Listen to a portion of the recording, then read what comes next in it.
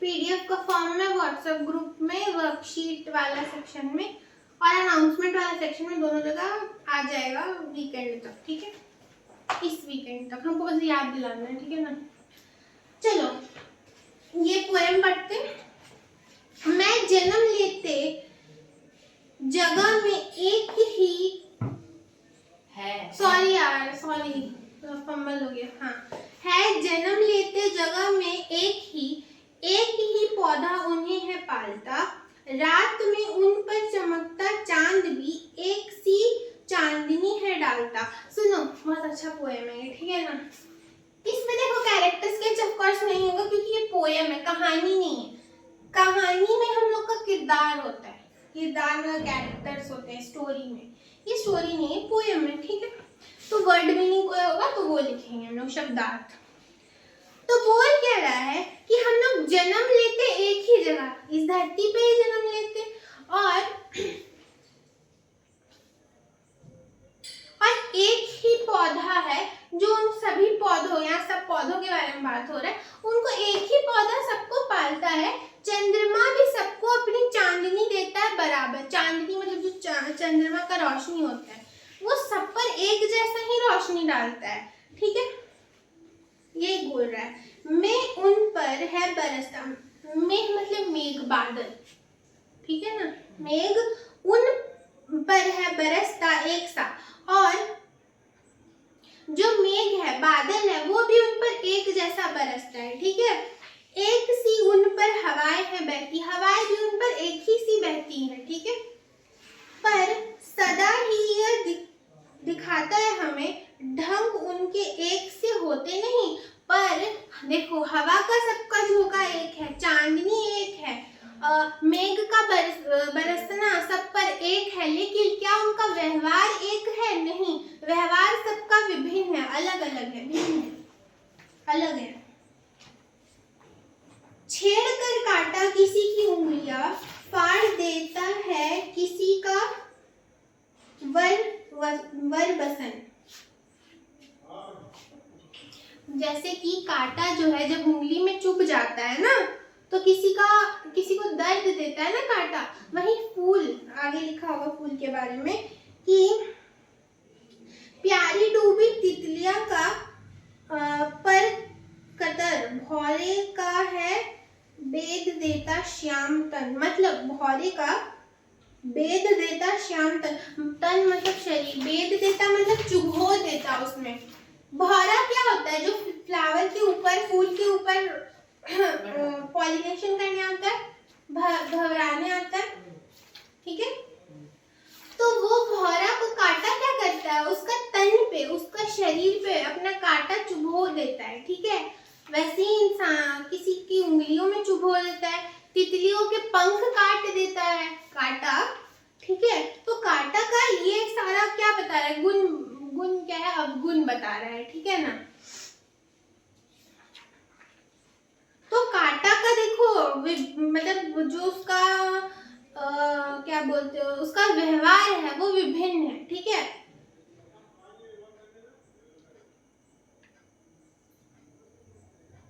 हाँ, अब फूल के बारे में लिखा होगा। फूल लेकर तितलियों को गोद में, भौरे को अपना अनूठा रस पिलाता। और फूल का गुण अब बता रहा है। फूल कैसा है? कांटा का व्यवहार तो अलग था, वो सबको चुभो रहा है, वो सबका कुछ ना कुछ नुकसान कर रहा है। पर फूल क्या है? फूल तितलियों को क्या दे रहा है? अपना रस दे रहा है, भौरों को रस दे रहा है, तितलियों को अपनी गोद में रख रहा है। तितली जैसे फूल ऐसे है तो तितली उसके ऊपर बैठ सकती है ना, तो वही बोल रहा है, उसको डिस्क्राइब ऐसे कर रहा है कि वो उसको अपनी गोद में रखता है। ठीक है, कुछ ऐसा हमको हार्ड वर्ड लग नहीं रहा है। ठीक है, तुमको लग रहा है तो बताओ। और भौरे को क्या पिलाता है? अपना रस पिलाता है। नीज सुगंधों और निराले रंगों है, रंग से सदा देता काली जी की कली जी की खिला, कली जी की खिला मतलब बहुत ही सुंदर सुंदर रंग बिरंगा रहता है। एक कली से फूल बनता है तो वो सुंदर दृश्य होता है देखने में। वही बोल रहा कि कितना व्यवहार अलग है फूल का और कांटा का। ठीक है, कि एक सबको दर्द दे रहा है और एक सबको खुशी दे रहा है। ठीक है, फायदा दे रहा है। एक में गुण है, एक में अवगुण है। कैसे करो इधर तो मस्त लगे लोग देखने में। और एक दो तो एक है जो खटकता है सबकी आंखों में, दूसरा है सोहता सुर शीश पर।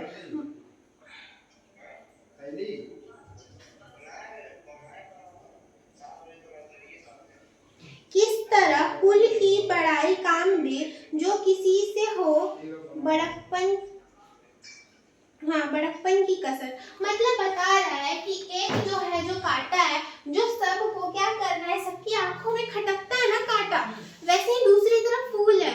फूल को देख करके खुशी होता है, हम लोगों को सबको खुशी होता है।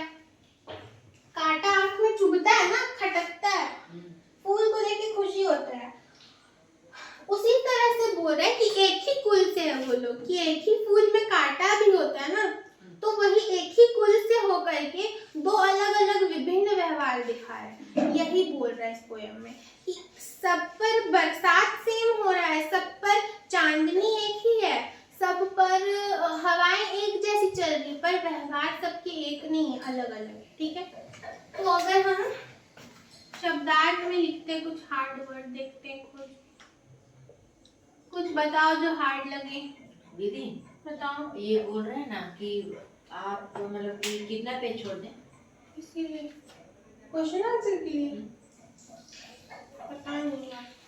तो अभी जो लिखवा रहे हैं ये मत लिखो, नोट से लिख लेना। इसको पहले लिख लेगा। हाँ, बाद में लिख लेना क्वेश्चन आंसर। क्वेश्चन आंसर बाद में लिख। कुछ शब्दार्थ बताओ जो हार्ड लग रहा है। क्या हार्ड है?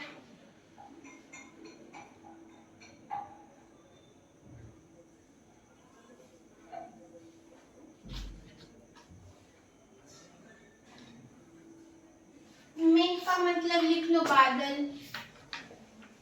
दीदी एक काम करते हैं, अभी ना रफ कॉपी में लिख लेते हैं। ठीक है, छोड़ दो ना, वैसा तो नोट्स में है ही। तो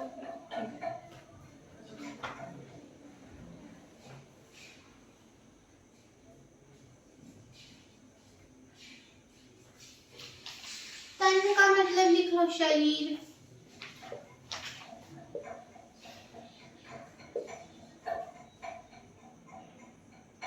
सोहता मतलब क्या होता है? सोहता इसका मतलब हम बताते हैं, एक मिनट। ठीक है, देखो सोहता का मतलब जल की धारा, शीश का मतलब माथा यानी सर, ये वाला पार्ट पूरा ही सर इसको हम लोग बोलते हैं। ठीक है ना, यहाँ सर भी लिख सकते हो, सर मतलब शीश, वही। वो सर नहीं होगा। हाँ, ये अगर ताली सोलह सर होगा नहीं, वो तो शर हो जाएगा, सर बोलते हैं लोग, शर थोड़ी बोलते हैं। और एक है वर्ड अनूठा, जिसका मतलब अनोखा होता है, यूनिक। ठीक है, ये सब वर्ड मीनिंग याद होना चाहिए नेक्स्ट क्लास तक।